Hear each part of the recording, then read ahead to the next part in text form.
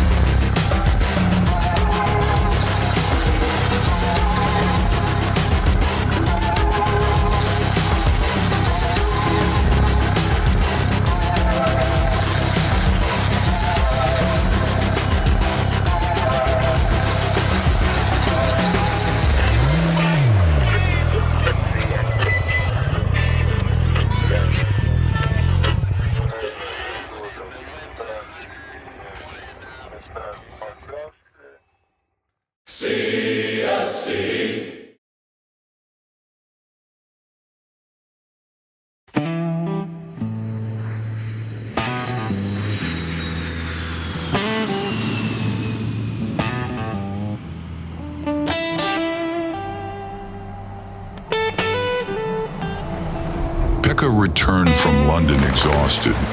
Heavy days and nights had left him disturbed. His whole worldview had shifted. He looked at things differently now. But the train kept on rolling. No rest for the wicked. The next day back in Finland, lying on his living room couch, Pekka joined the group as Herr Kitzbühel called a video meeting. He had his first results, and a major decision awaited. Tape, damaged, bad, tried, everything. 6 times failed, nothing. We must go to the molecule level. Only way. Cut, slice, try. Maybe lives, maybe dies, but no other way. Go to the molecule level. You choose. The tripod group said it's Pekka's call, since he was the lord of the tapes. Pekka was silent for a while and said firmly, Yes, do it. Go to the molecule level. If that's the only way left. Will do. Complicated. Doable. Will contact again. For 2 weeks the group heard nothing. Just silence and Pekka's nervous refresh of his inbox. Then Herr Kitzbühel appeared again. Tape fragment exposed to particles, molecular bonds destabilized. Temporal code pulled atom by atom. Probabilistic patterns, reconstruction incomplete.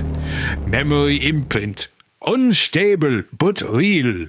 First transmission completed.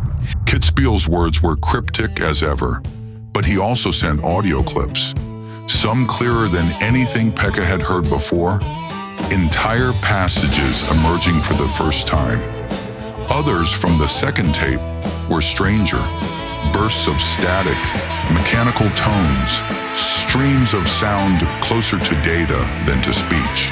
It sounds like data. 96-bit Sybil was right. The bursts of noise were cassette drive data from a VIC-22. What followed was a full-scale nerd invasion. The group held their breath. What secrets could it reveal? Lost knowledge? Forbidden evidence? But the first treasures were something else entirely. Samantha Fox, digitized, pixelated, in all her glory. And then Raquel Welch and Marilyn. But finally, hidden deeper, fragments of a primitive word processor file. The data was broken, scattered in rough clusters of sound. Yet piece by piece, characters began to surface. Lines assembled. A digital diary, Jussi always ahead of his time. And this diary pointed the way toward Irmeli. I remember Samantha Fox, a valued singer. Certainly a good and exciting sign. And somehow she led us back on the track. TU-VIC-22. Just like the new audio clips we had. The ones that introduced Reiska into our puzzle.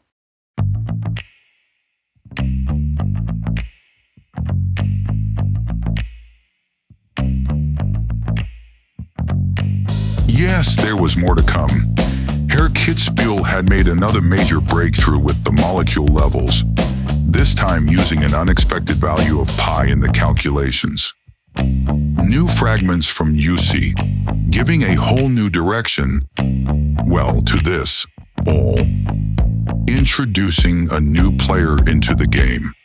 For Pekka, it began to feel as if the tapes were no longer just recordings.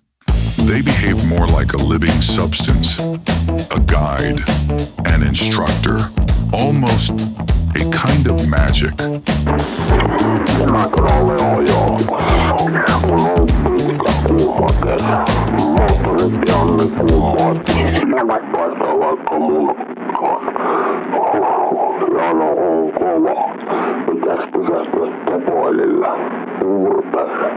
No ei se edes kuseen lämmintä, mitä vaan.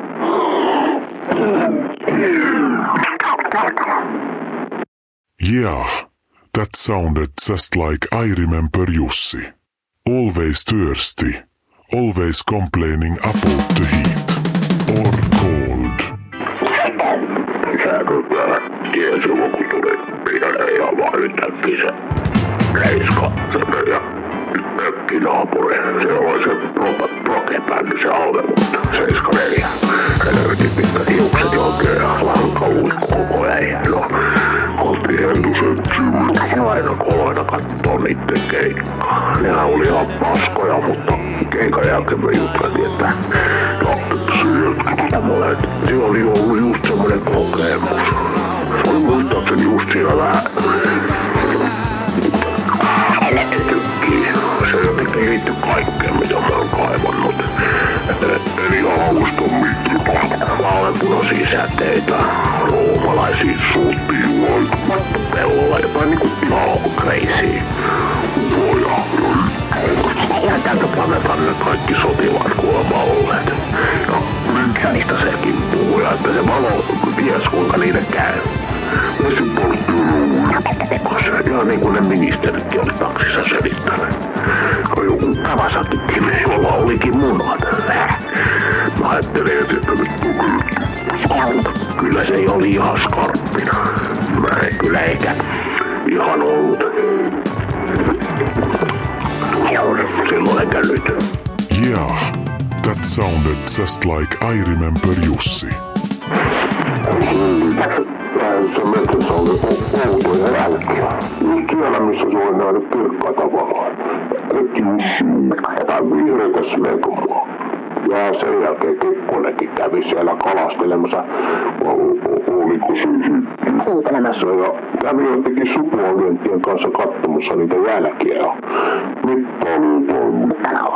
Mutta se oli ihan yssys-homma. Ei tästä mitään kuulemma kirjoiteltu. Olisiko Kekkosen porukkaa kiikareilla jostain kauempaa kaverinsa kanssa. This surely was Pulitzer-level material, a breakthrough, first-class evidence. There was a pattern, connections emerging between Kekkonen, UFOs, green residue, even Nixon. It all echoed something strangely familiar. Käsin jonaessa loppuilla mentiin yhteen Lapon säheltää. Tuli touli perseessä, kun se oli siellä heinän alla. Vuoti kuhan. Että kai me pitää sitten mennä jututtaa sitä Reiskaa, jos se vielä muistaa nämä jutut. Nää kurisemuutiin. Kannattaa aika vahvasti. I told the group I actually knew this guy, Reiska. He lived close to our family's summer cottage. Maybe I should pay him a visit. Ei sitä sovi vastustaa, ei sitten ollenkaan. Se on kuin luonnonlake ja yrittäisi kumota. Lower. Good. Just one more. Focus on the butt. Channel your Vitruvius. Muista perse. Herr Kitzbühel promised more would come, but going to molecule level took time. He spoke of new approaches, probability loops in time, entangling particles with their own antiparticles, probing memory traces through controlled bursts of dark matter. And then, something about black holes, Hawking's radiation, and alternative universes. Herr Kitzbühel was eager to begin at once, and to get rid of us. Social calls were not his science. His hunger was for particles, not people. Have to hurry. Anti-material feedback could restore loss. We'll contact again. Meanwhile, Pekka reached out to Irmeli on Facebook and was delighted to find she remembered the little boy from the 80s so well. Irmeli even wrote that Pekka had been so cute. I was happy and nervous. She remembered me, and she wanted to know more about me. For me, it felt almost like the 80s again. They exchanged several messages, a mix of memories and small talk. Pekka smiled at his screen, even laughed once or twice. It was a good moment. But he also hinted at the CSCE tapes, his uncle Jussi, and the mysterious disappearance in 1984. After more messages, Pekka finally called her, and after a long conversation, Irmeli agreed to help with the case. Irmeli confirmed that the taxi driver and Jussi had both talked about CSCE in Helsinki 1975, and how stranger things had happened behind the curtains. And she told me something new. The taxi driver had been warned not to talk about any of it by the highest position in Finland, President Kekkonen himself. According to Irmeli, the taxi driver had claimed a black Saab was trailing him for some time after that. The kind the Finnish security intelligence service used at the time. But Irmeli felt this wasn't something to discuss over distance. She preferred a face-to-face meeting. Pekka was thrilled in for a moment, but the moment didn't last. The group decided it should be 96-bit Sybil who traveled to Berlin. Pekka felt sidelined. Wasn't this his case after all? Still, he knew he needed help. He lacked the skills, the connections, the resources. As he said himself, he was just a city engineer from Imatra. And as the Greyos reminded them, time was short. The world needed to know. So the group decided Pekka should hurry to see his old summer cottage neighbor, Reiska. At the same time, Sybil would travel to Berlin. Yes, it pissed me off very many. But I knew the group was right. So I packed my backpack and drove to the countryside, to my family's summer cottage, to see Reiska. And that pissed my woman off, because she had the gig that night. At the Helsinki's Kulture House, Kultsa. She had been preparing for it for weeks. Her new album was just out. It was great. At the cottage, Pekka went to sauna, alone. He missed his woman badly. No calls, no messages. And he felt embarrassed, missing her show. That show, the one she had dreamed about. Did it go okay? Did she meet someone there? Another man or woman? It gnawed at him. So Pekka decided Reiska could wait until the morning. He opened another beer. Olin metsään eksynyt lapsi, kulkenut outoja polkuja pitkin. Olin metsään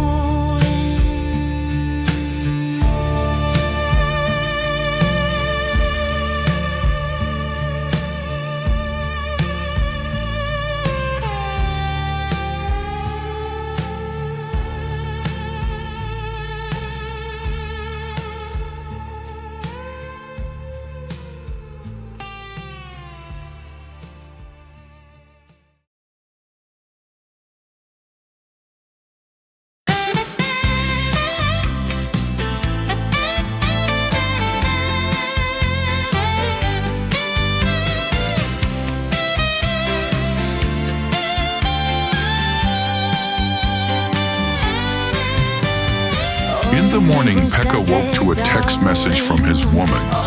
She told him the Kultsa show had been a triumph. The crowd, the lights, the whole night. And that she hoped Pekka was doing okay. And that she understood if Pekka felt awkward around her cultural friends. And that she loved that side of him.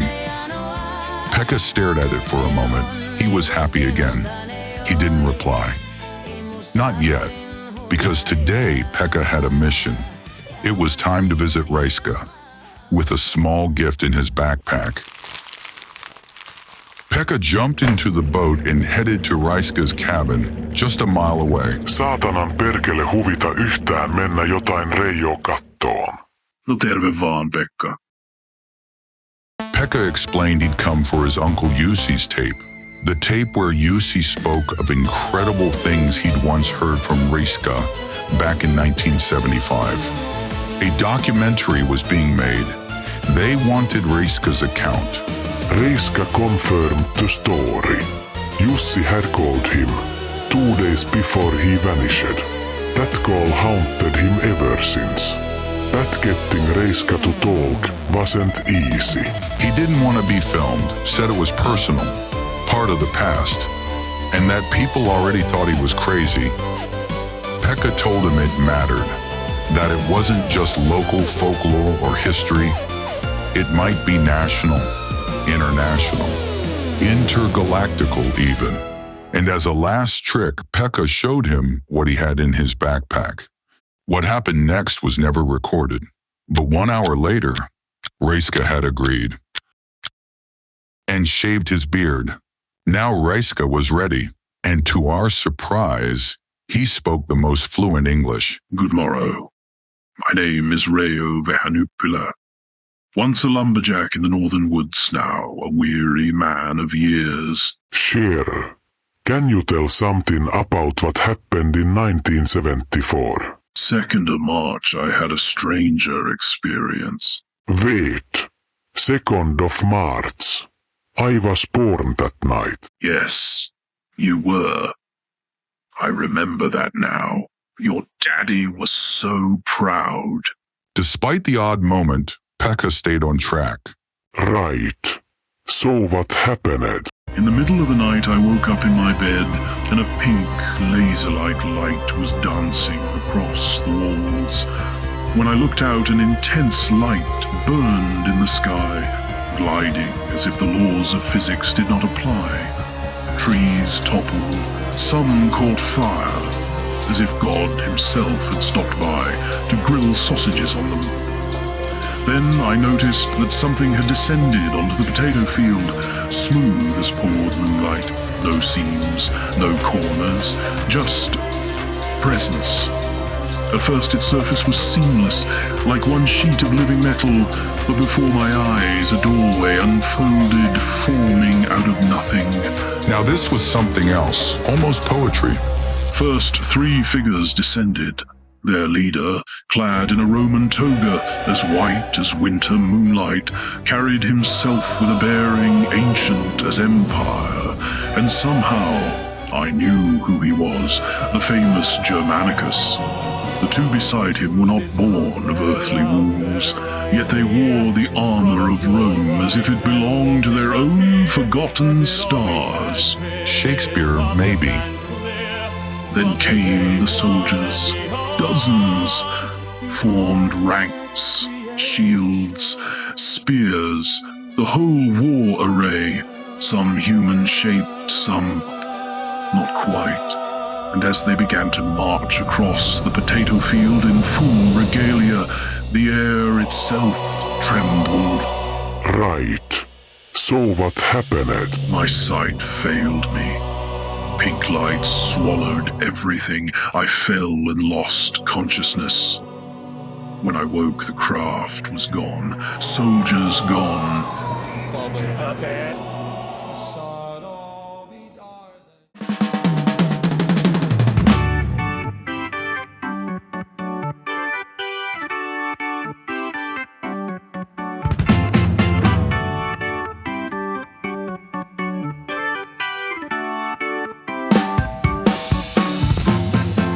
was where the story could have ended.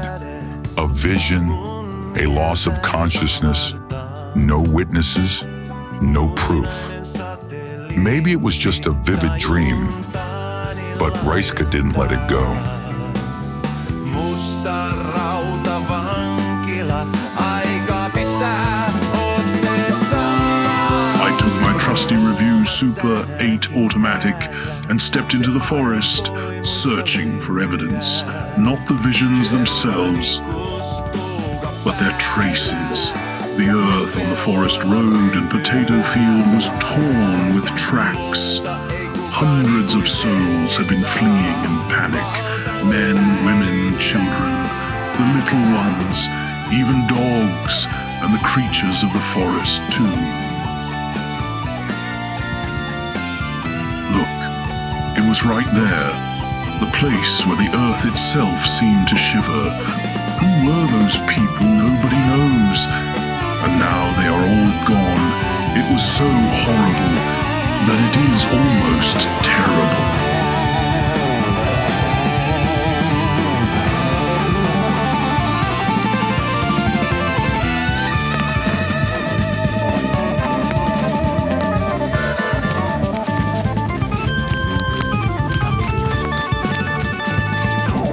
There must have been blood beneath the snow, but the rain had come and new snow had covered it.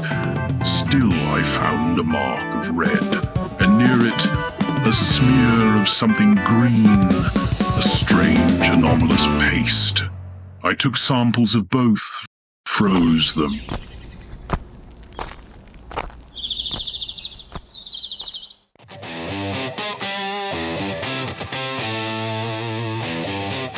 In many ways, Reiska's story lined up with what Jussi had once said on his tape. Nixon case, the pink light, the soldiers, the tracks in the woods, even the part where President Kekkonen came to inspect the site. Only now the story was clearer, more detailed, told by the witness himself. But that was not all Reiska told. It didn't stop at 1974.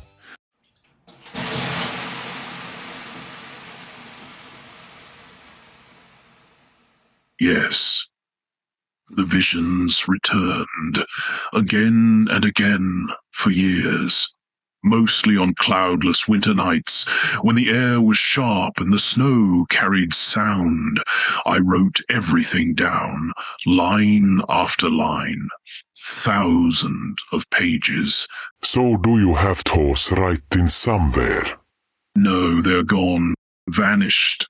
1984, just weeks after your Uncle Jussi disappeared.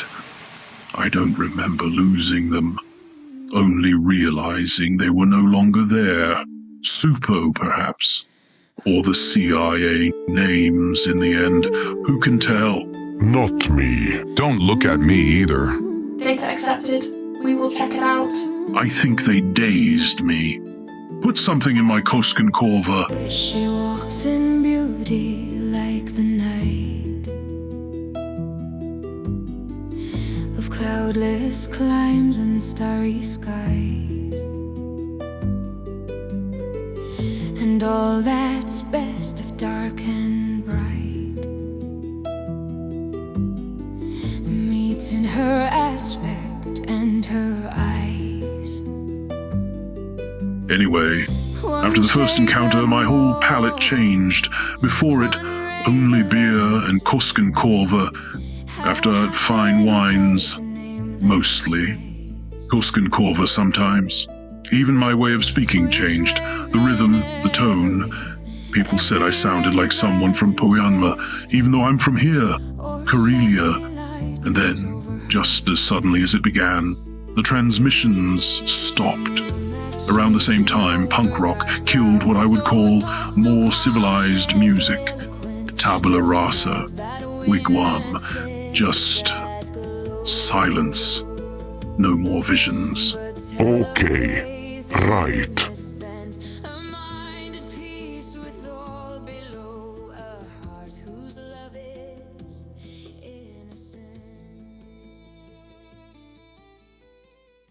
Before leaving, Reiska wanted to give Pekka something.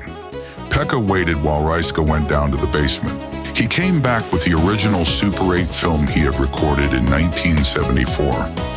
Covered in dust, untouched for decades. Since the equipment no longer worked. And there was more. A small plastic box, taken from Reiska's freezer, next to the reindeer meat. Inside the samples he had talked about. One he believed was blood, and another with a strange green paste, so they could be analyzed by Herr Kitzbühel. Since Pekka had told Reiska about Kitzbühel's magical skills, I give these to you, and with it, my trust. Maybe you'll give me the understanding at last. Then it was time for Pekka to leave. He drove away through the dark autumn lake, confused and a bit drunk. And once back at his family's summer cottage, Pekka noticed there were already a dozen worried messages waiting on his phone.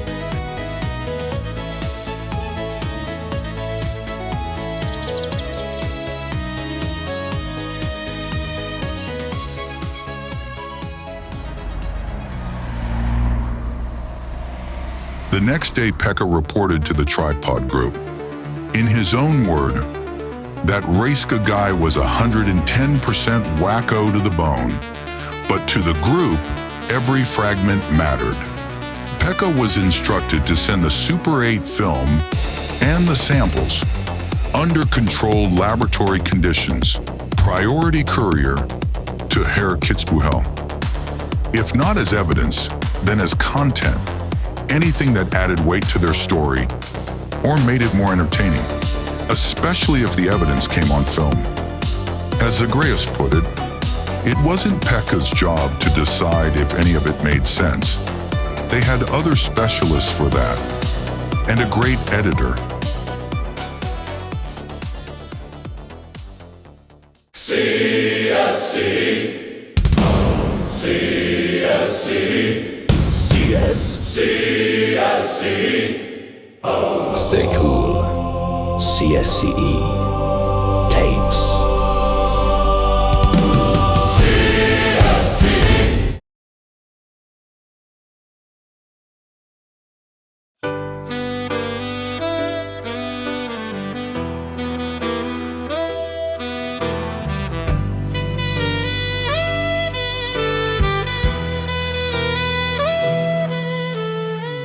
Molly was a creature from outer space. One day she faced the human race. They tried to kill her a million ways, 'cause they didn't like her alien face. They treated her as a threat, just like the psychos of Hollywood. Just another thing. But Molly came here for Johnny Be Good, go Molly.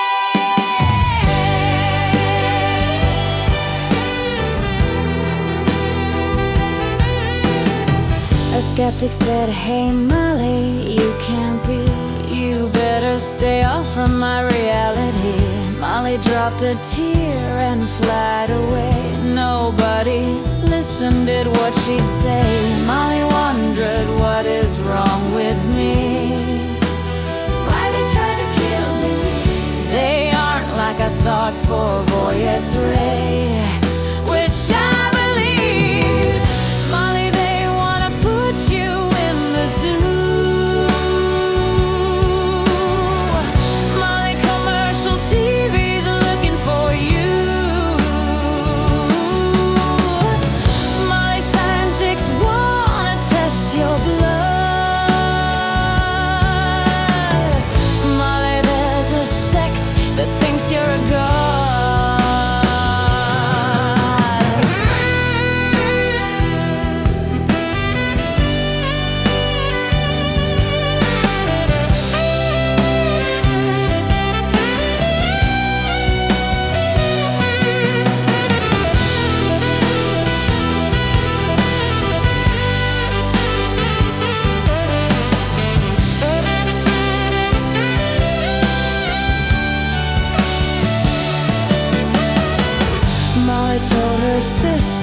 you shouldn't go.